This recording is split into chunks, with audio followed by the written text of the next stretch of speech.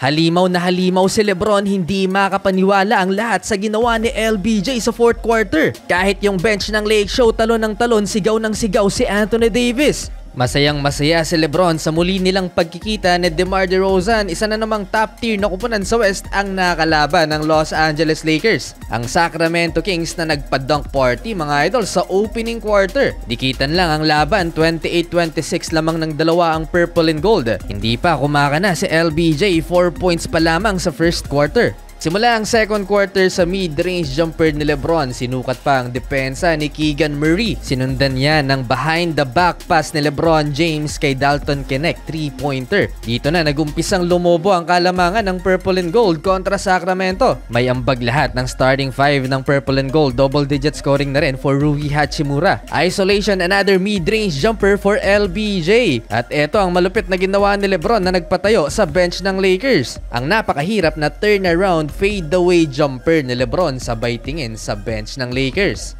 Wala pa rin talagang kupas si Lebron, double-digit na ang lamang ng home team mga idol sa Sacramento Kings. Napaka-smooth naman ang galawan ni DeMar DeRozan, so far may 6 points pa lamang ang superstar ng Sacramento. Nagpakawala rin ng deep 3-pointer si Austin Reeves, contested pa, at napakagandang cutting dunk naman ni Dalton Knecht mula sa assist ni Anthony Davis. Natapyas mga idol ang 15-point lead ng LA Lakers dahil dito sa 6th man na si Malik Monk.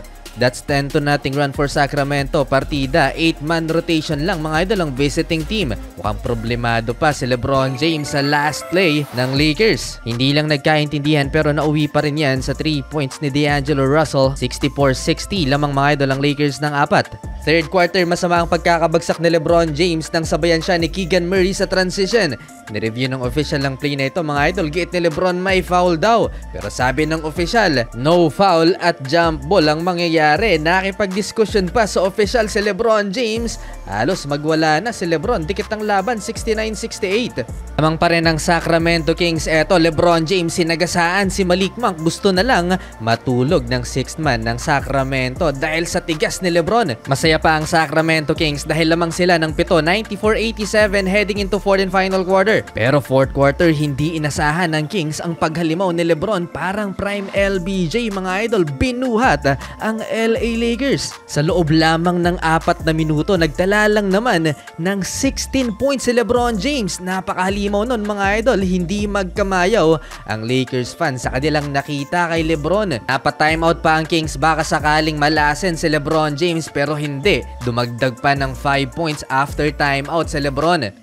And just like that, double-digit na ang lamang ng LA Lakers. Pati yung bench ng Lake Show, hindi na rin makapaniwala. Si AD, sigaw ng sigaw mga idol. Etong ginawa ni Lebron talaga ang malalim na kahulugan ng takeover. Nagkahawa-hawa na mga idol. Anthony Davis down the stretch kumanadin, 27 points na so far. Hindi pa tapos ang laban, nakahabol pa ang Sacramento Kings. Pero sa dagger 3-point shot na to ni Anthony Davis, tapos ang laban mga idol, nakaligtas ang Sacramento Kings. Salamat sa ginawa ni Lebron.